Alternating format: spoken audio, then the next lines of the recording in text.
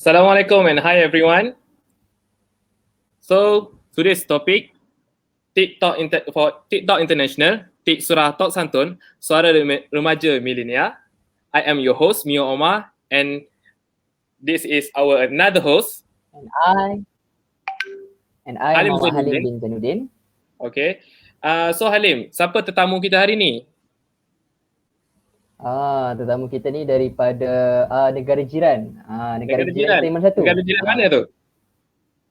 Mana tu? Okey, jadinya kita punya tetamu pada hari ini iaitu Dr. Rashad daripada Indonesia. Assalamualaikum Dr. Waalaikumsalam warahmatullahi wabarakatuh. Assalamualaikum Omar dan Halim. Wah, Waalaikumsalam. Masya Allah, it's very nice and it's a great pleasure to be invited in your show today. Ours. Alhamdulillah.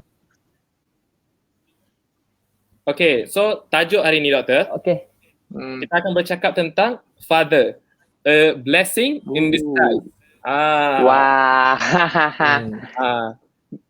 Jadi biasa nih kalau penggunaan blessing in disguise nih kesannya seems like father is a figure that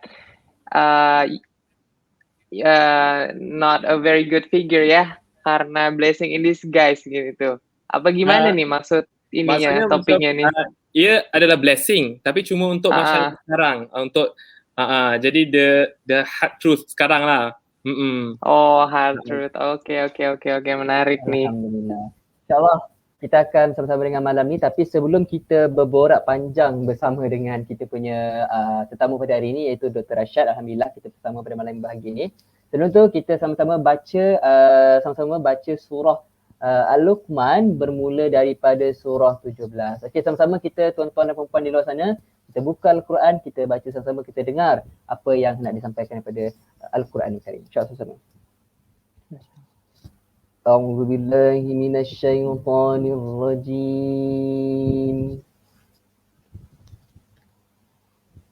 Bismillahirrahmanirrahim. Ya bunayya aqimis salata wa'mur bil ma'ruf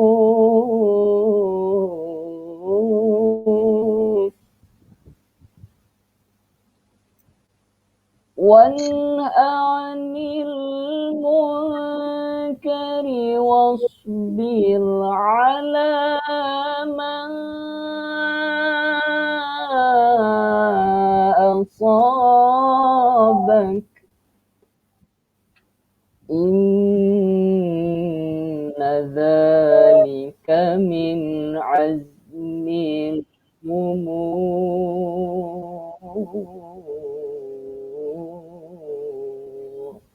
Sadaqallahul azim. Sadaqallahul azim. Masya Allah. Okey, jadi hari ni kita ada tetamu istimewa, Dr. Rashad Khalifah dari Indonesia. Jadi Doktor, kalau boleh untuk perkenalkan diri sikit.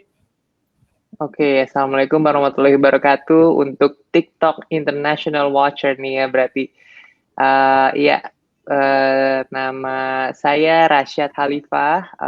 I'm a medical practitioner.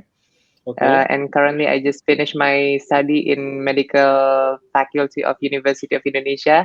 Alhamdulillah, sebentar lagi mungkin akan mulai masuk ke hospital ini untuk mulai kerja. Mohon doanya dari saudara-saudara semua ya. Oke. Alhamdulillah kita dah sama-sama dengan Dr. Rashad pada malam ni. Dr. Rashad daripada Universitas Indonesia, betul? Ya, betul. Okey, alhamdulillah. Okey, tapi sebelum kita buang masa pada hari malam ni, jom kita sama-sama berchat bersama dengan Dr. Rashad tentang tajuk kita pada malam ini. Okey, Umar, macam mana kita sekarang? Okey, so Doktor, tajuk malam ni kita tentang ayah lah. Jadi kalau boleh sebelum tu nak tanya soalan berkenalan. Soalan-soalan berkenalan. Boleh tak doktor cerita sikit tentang ayah doktor dan tentang berapa adik-beradik doktor? Oke. Jadi saya anak pertama ya. Anak pertama dari 3 bersaudara. And fortunately, my father is a great father. Although it didn't start really well at first ya. Mungkin antara anak dengan ayah mungkin awalnya hubungannya suka ada percekcokan gitu ya. Tapi alhamdulillah setelah udah dewasa ya, makin bertambah usia, kira makin belajar, melihat lingkungan, ngelihat teman-teman juga, ternyata banyak bener blessing in disguise gitu. Nggak ketahuan gitu ya, ternyata banyak values yang saya dapat dari ayah yang baru saya bisa pahami setelah udah besar gitu.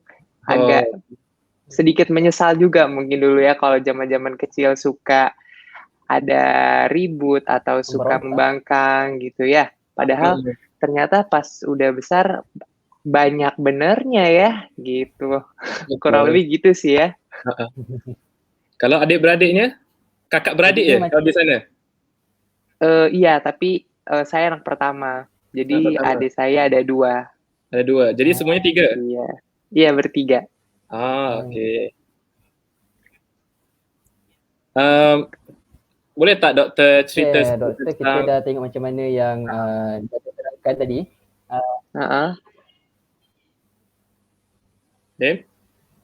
Gimana? Ya.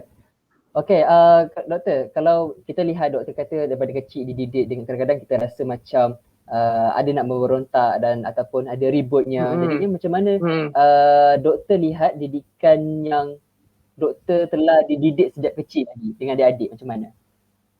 Style didikan. Style didikan ya. Jadi kalau dari ayah ya, ayah saya tuh cukup tegas orangnya ya. Tegas dan mungkin yang namanya perasaan anak-anak kali ya, lebih sensitif, far more sensitive than adults. Jadi sering suka salah prasangka sama perilaku ayah mungkin dulunya gitu. Nah ternyata banyak pelajaran-pelajaran yang justru baru terasa manfaatnya pas udah besar.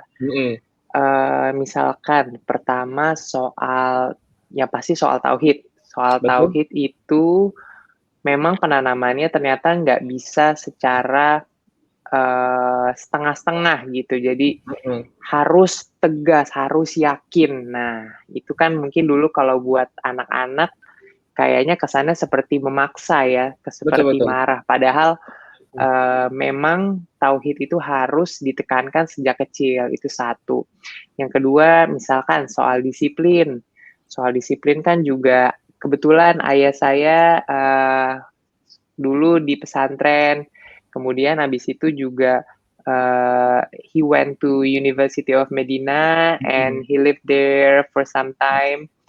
And most of his time he spent his time alone gitu kan, far from home, far from his family.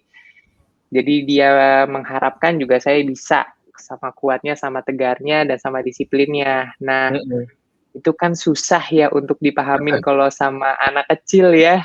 Yelah, si Omar saya sama sendiri Halim juga paham ya.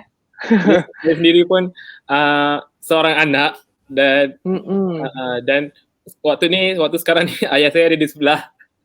Jadi gitu.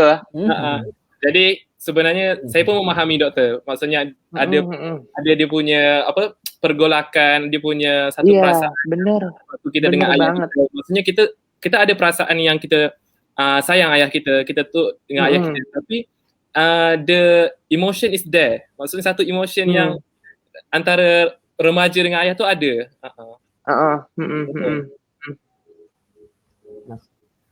Maksudnya Omar kan dia macam bila kita tengok balik macam mana Ustaz Bahtiar didik Dr. Rashad dan adik-beradik, dia macam dia perlu kukuhkan dulu pegangan terhadap agama baru nak berbentuk seorang Dr. Rashad yang hari ini, betul tak? Betul. Jadinya Baru macam ibu apa sekarang ni yang penting sekali yang pertama pegangan agama kena mantapkan dulu. InsyaAllah Betul. alhamdulillah jadi macam orang Dr. Rashad. Sebab dia macam sebenarnya kan bila diri kita, maksudnya bila seorang budak tu memang fitrahnya nak bebas, fitrahnya nak main, benar.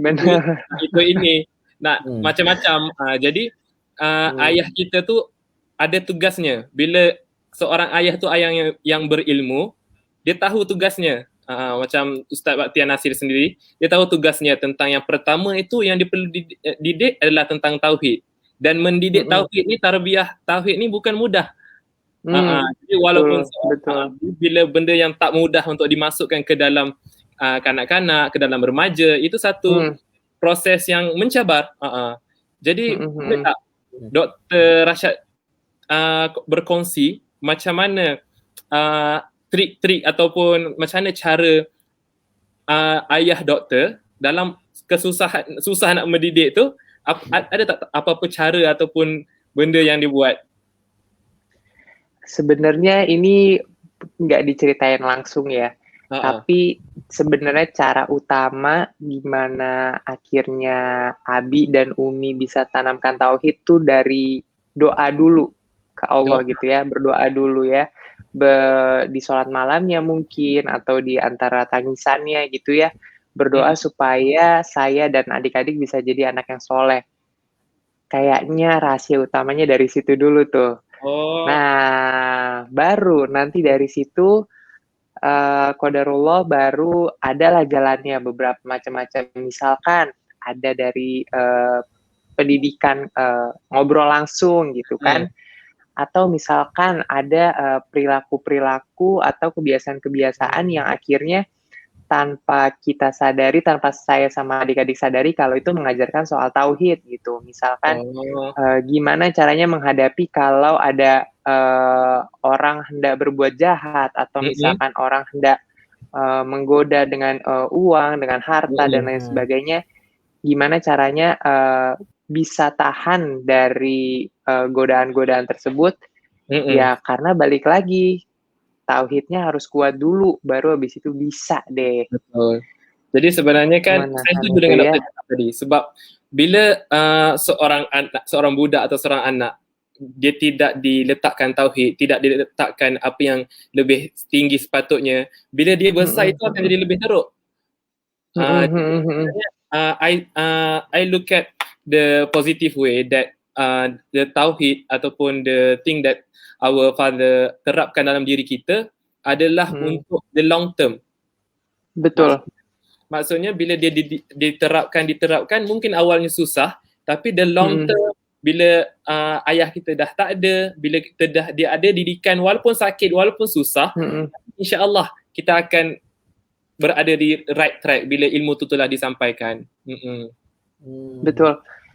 My father used to say that his children, I mean me and my brothers, are his investments for Allah gitu.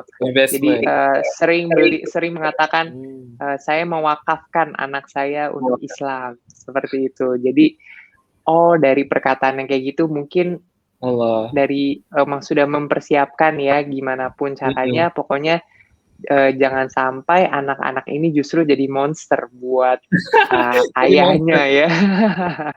Itu Abi saya sering ngomong kayak gitu. Jangan sampai anak-anak ini jadi monster buat kita gitu. Ayahnya.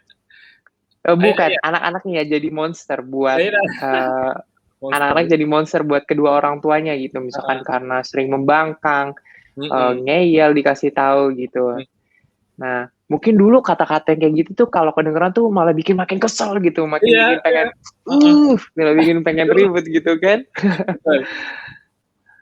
Gitu, tapi pas sekarang alhamdulillah sih banyak ternyata nilai-nilai yang baru semakin terlihat, semakin baru dipahami pas udah besar ya.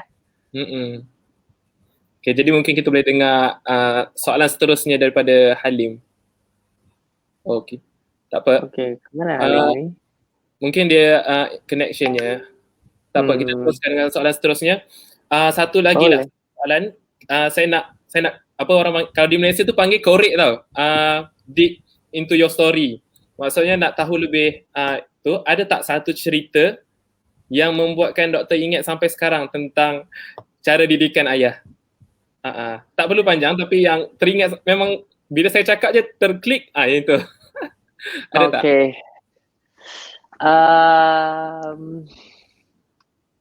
Apa ya? Paling ini, saya ingat kejadian yang menurut saya paling paling saya kaget gitu dari ayah saya ya. Jadi ini memang jadi titik balik juga hubungan saya dengan ayah saya nih kurang lebih. Gitu. Kena dengar nih, kena fokus. Iya. Jadi ayah saya itu orangnya nggak pernah meneteskan air mata kecuali saat doa, dan itu pun kalau doanya sendiri. Kalau nggak sengaja kedengeran. Kalau nggak sengaja kedengeran. Sekali waktu saya pernah berantem hebat sekali sama ayah saya. Di situ pokoknya ayah saya ngerasa kayaknya saya udah nggak mau jadi anak beliau lagi gitu, kurang lebih lah pokoknya di titik itu. Sampai saya teriakan, Abi tahu nggak? Aku tuh sayang banget sama Abi. Aku tuh berusaha pengen banggain Abi, tapi Abi selalu jelek-jelekin aku. Saya marah-marah seperti itu, dan kebetulan posisinya waktu itu sedang di tempat penginapan, jadi bukan di rumah. Jadi posisinya banyak orang. Dan di situ ayah saya kembali bilang, kamu tahu, Cal, Abi tuh sayang banget sama kamu. Abi pengen kamu gini-gini, A, B, C, D, E, F, G. Wah, itu sebenarnya saya udah sering dengar. Tapi yang nggak pernah saya tahu adalah, yang nggak pernah saya lihat adalah di saat itu tiba-tiba ayah saya meneteskan air mata depan saya, di depan umum. Di situ saya baru tahu betapa besar rasa sayangnya ayah saya buat saya. Dan semenjak saat itu saya berjanji, saya bersumpah kalau saya nggak akan banyak berprasangka buruk sama ayah saya. Ya, alhamdulillah lah dari kejadian itu, meskipun malu diliatin orang gitu kan, berantem di tempat umum, tapi karena kejadian itulah akhirnya saya tahu kalau susah buat ayah itu untuk seperti ibu, mungkin yang ibu sayang kamu nah, mama sayang kamu gitu. Tapi kalau ayah punya caranya sendiri, dan disitulah emang sebagai seorang anak kita juga harus membuka hati dan membuka pikiran untuk mau memahami cara ayah kita masing-masing. Gitu sih Mar, paling. Di malu nih. Tak apa, kita sama-sama pernah melaluinya. Pasti setiap anak tuh ada momen-momen titik balik ya antara hubungan anak dengan orang tuanya sih. Saya rasa mungkin ada persamaan lah. Ya, sebab saya sendiri selalu merasa bahawa kita dapat rasakan satu kasih sayang kepada ayah yang kita sayang sangat. Tapi dalam masa yang sama, saya sendiri selalu ada perception bahawa kenapa suka lihat yang salahnya, kenapa suka dilihat yang salahnya. Betul banget. Itu salah, ini salah. Jadi kita rasa macam takut nak buat sesuatu di hadapannya kerana setiap yang ada yang salah. Pasti ada yang salah. Ketika berusaha baik pun pasti ada yang dikoreksi. Betul. Gitu ya. Jadi mungkin kalau dilihat dari bird eye view, kalau memang kita melalui memang kita tak merasakan, tapi mungkin kalau dilihat daripada cerita doktor sendiri, sebenarnya memang tugas ayah tu untuk membaiki yang salah tu. Jadi memang tugas ayah itu to give challenge ya to their children. I think the purpose of father is to give challenge to their children so they prepared for the world, and the mother is safe haven for their children. Jadi memang harus ada perannya masing-masing kali ya Mar ya. Betul. Jadi kalau ibu menyayangi dan ayah menyayangi dan hidupnya aman terus, damai terus, nanti bila dikeluarkan bunga-bunga rama-rama, jadi bila dikeluarkan ke dunia sebenar, itu anak tu akan terkejut. Bener, kalau ternyata dunia nggak seindah itu ya Mar ya. Makanya Mar. Nanti kita cari salah lagi, kok ayah nggak beritahu aku tentang dunia untuk betul. Okay. Mungkin Halim dia problem internetnya, tak apa. Kita teruskan dengan soalan yang seterusnya. Soalan seterusnya, doktor kan sekarang kan dah melalui masih dalam proses, tapi dah melalui yang beberapa segmen tu lah. Jadi bila doktor dah lalui, apa hikmah yang doktor nampak bila dah lalui proses tu? Wah, kalau hikmahnya nih banyak banget nih, Mar. Mm-mm. Apalagi tadi surat yang dibacakan surat Luqman ya. Ya, surah Gimana caranya Luqman itu keluarga Luqman itu bisa menjadi contoh untuk parenting seluruh keluarga Muslim gitu. Betul. Sampai Gimana diceritakan di dalam sukses? Al-Quran ya. Iya, sampai diceritakan di dalam Al-Quran gimana suksesnya menciptakan sebuah keluarga yang menjadi panutan buat semua pasangan yang pengen punya keluarga yang yang baik, paling baik banget deh pokoknya. Nah itu emang ternyata perjalanannya itu susah ya ternyata. Betul. Dan saya tahu sih meskipun dengan segala kekurangan yang ada di keluarga saya, kemudian juga ya kenaifan kita masing-masing ya, tapi yang penting kita tuh punya purpose buat jalan ke arah sana gitu kan, untuk kalau buku Abi tuh, Masuk Surga Sekeluarga. Nah, itu sih sebenarnya hikmahnya ya, hikmahnya adalah ujung-ujungnya adalah masuk surga sekeluarga, dan disitulah dimana cita-cita satu keluarga itu diuji gitu kan, mulai dari ayahnya, mulai dari ibunya, mulai dari anak-anaknya, semuanya diuji. Bisa nggak tuh sabar supaya bisa masuk surga sekeluarga? Gitu sih, Mar. Jadi itulah hikmah yang dapat dengar dari doktor sendiri. Jadi sebenarnya tadabbur kita akan dibawakan oleh Halim, tapi kerana ada masalah teknikal, kita akan proses hanya pada makna ayat, dan mungkin doktor boleh berkongsi sedikit. Jadi maksud ayat surah Luqman ayat 17 tadi, A'udzubillahi minasyaitonirrajim. Bismillahirrahmanirrahim. Wahai anak kesayanganku, dirikanlah solat dan suruhlah berbuat kebaikan, serta laranglah daripada melakukan perbuatan yang mungkar, dan bersabarlah atas segala bencana yang menimpamu. Sesungguhnya yang demikian itu adalah dari perkara-perkara yang dikehendaki diambil berat melakukannya.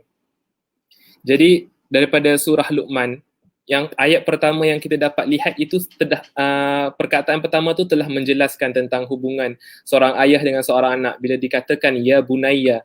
Jadi ya bunayya itu bukan ayat a father calling to his son yang biasa, bukan ayat yang sini anakku, bukan bukan panggil nama, tapi panggil ya bunayya, wahai anak kesayanganku. Jadi itu satu. Dari kita sendiri kita dah nampak tentang hubungan ayah dengan anak itu sendiri. Dan bila dia dah ada hubungan tu, yang diingatkan bukannya tentang dunia, tapi yang diingatkan adalah dirikan solat dan yang lain-lainnya. Kejap kita tunggu. Halim dah masuk. Halim, okey ke? Halim. Apa kabar Halim? Ya bunayya. Ya bunayya. Jadi itu sedikitlah tentang surah Luqman. Dr. Rasyad ada nak kongsikan apa-apa? Wah, tak ada lah, aku nggak tahu nih mau ngomong apa nih kalau udah soal tadabbur ini. Tadabbur ni, jadi kalau Halim tak ada, kita pun tak berani nak teruskan. Iya sama nih. Mungkin pembahasan ayat nih takut ada salah-salah nih. Gimana nih Halim? Halim. Kalau tak boleh tak apa, kita teruskan ke agenda seterusnya ya. Okey, tak apa. Okey, agenda seterusnya kita akan masuk kepada resolusi dan istighfar. Jadi kita masuk ke resolusi dulu. Untuk resolusi ni ialah untuk supaya telah selesai semua perbincangan, tapi bukan hanya mendengar, ada satu action yang pendengar boleh ambil. Jadi resolusi yang pertama kita akan bercerita tentang diri, yang kedua keluarga, dan yang ketiga adalah untuk masyarakat. Jadi resolusi yang saya dah come up with adalah yang pertama, seorang anak tu perlu, yang saya nampaklah pertama dua lah, syukur dengan ingat tentang motivasi kematian. Syukur adalah, cara nak syukur dalam waktu macam tu ialah tengok orang yang lebih bawah. Jadi kita selalu rasa ayah kita macam ni dan macam tu. Tapi cuba kita lihat pada ayah yang lain yang kita dengar cerita ayah pukul sampai keadaan itu. Lepas tu ayahnya tidak mengajarkan tentang agama. Jadi kalau kita melihat kekurangan, memang akan nampak kekurangan, tapi bila kita tengok orang yang lebih bawah, kita akan nampak kelebihan itu sendiri. Yang kedua adalah ingat, motivasi saya sendiri adalah untuk ingat kematian. Maksudnya bila kita percaya bahawa mati itu boleh datang bila-bila masa, dan kalau kita tanya soalan pada kita, kalau today is our father last day, macam mana kita akan react? Betul? Macam mana kita akan react? Adakah kita akan react macam yang sekarang kita react ataupun macam mana? Itu untuk diri. Untuk keluarga, dalam keluarga tu sendiri perlu diterapkan tentang apa yang betul, apa yang salah mengikut Al-Quran. Walaupun susah tapi ada prosesnya, sabar dalam mendidik, insya-Allah. Macam cerita doktor sendiri tadi, bila dah hujung-hujung dia akan nampak. Kalau kita sampai ke agama walaupun susah macam mana pun, hujung-hujung insya-Allah dia akan nampak hikmah je. Pada masyarakat, untuk masyarakat, sama-samalah concern tentang sesama supaya saya ambil itu pengajaran daripada kat Malaysia. Ada satu kes tau doktor, satu kes tentang penderaan kanak-kanak. Yang penderaan tahu? Enggak. Disiksa. Okey. Dipukul, tapi bukan pukul untuk mengajar, sampai badannya lebam-lebam, merah-merah sebenarnya. Jadi sedih kisahnya. Jadi masyarakat itu sendiri perlu concern tentang kalau tentang each other. Maksudnya bukannya tentang bila nampak satu kesalahan ataupun itu perlu concern antara satu sama lain. Okey. Itu untuk resolusi. Jadi sebelum kita akhiri, nanti akan ada kata-kata konklusi daripada doktor sendiri. Tapi sekarang ni kita akan istighfar bersama-sama, kerana istighfar itu adalah untuk menjemput rezeki, dan rezeki itu bukan dari segi duit sahaja, tapi adalah rezeki itu adalah antaranya hidayah, kesabaran, the nikmat of alhamdulillah. Maksudnya menyebut alhamdulillah itu sendiri adalah nikmat. Jadi untuk menjemput nikmat-nikmat, hidayah-hidayah itu, kita perlulah selalu beristighfar. Okay, jadi sama-sama jom kita istighfar. Astaghfirullahalazim alladzi la ilaha illa huwal hayyul qayyum wa atubu ilaih. Astaghfirullahalazim alladzi la ilaha illa huwal hayyul qayyum wa atubu ilaih. Astaghfirullahalazim alladzi la ilaha illa huwal hayyul qayyum wa atubu ilaih. Astaghfirullahalazim. Okey. Jadi sebelum kita itu, doktor ada kata-kata terakhir, konklusi? Kata-kata terakhir ini apa ya? Terkait topiknya nih berarti maksudnya. Oke. Mungkin untuk semua ada pesanan untuk apapun ya. Apapun. Oke. Ya walau terkait topiknya, cobalah kita sebagai anak to be more keen on what our fathers are trying to teach us and listen more gitu kan sebelum membangkang. Nah, buat Omar, buat Halim, dan untuk seluruh tim TikTok TV, terima kasih banyak nih for the opportunity inviting me for a small talk show but very very memorable. And I wish to see you in person maybe soon ya, kalau this pandemic has been there. Walaupun jauh tapi hati saya terasa dekat walaupun baru jumpa. Iya, soalnya ceritanya sama kali ya. Ceritanya sama, jadi kayaknya connect gitu, nyambung gitu ya Mar. InsyaAllah.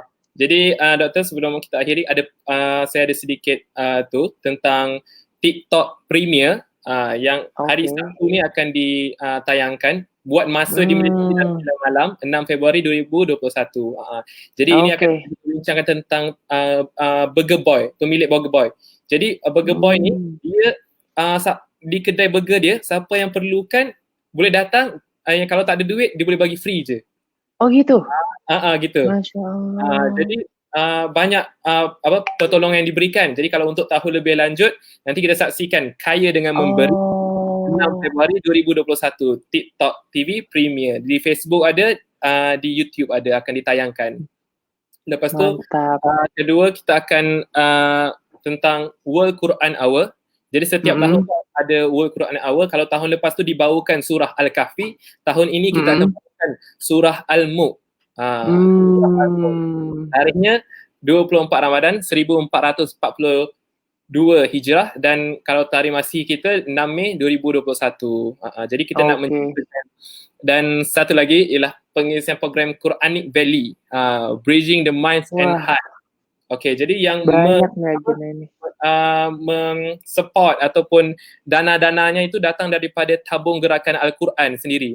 Jadi kalau yang menonton ni rasa ada manfaat, rasa ada perkongsian ni ada membawa manfaat, ada tu, boleh sama-sama kita berikan sedikit sumbangan. Walaupun sedikit, insya-Allah kalau kita ikhlas, insya-Allah diterima sebagai amal jariah kita. Jadi ini adalah nombor banknya. Jadi itu saja untuk malam ni, Doktor. Kita dah sampai ke hujung rancangan. Jadi sekali lagi, Doktor, nak cakapkan terima kasih sangat-sangat. Terima kasih banyak meluangkan waktu untuk TikTok International. Jadi malam ni. Jadi maaf salah silap kalau ada kekurangan kata. Terima kasih atas nasihatnya, Doktor. Saya sendiri pun tengah melalui proses tu sendiri. Sama-sama insya-Allah kita remaja dan yang lain-lain untuk sama-sama baiki diri, istighfar dan create a better world. Masuk syurga sekeluarga. Itu saja. Assalamualaikum warahmatullahi wabarakatuh.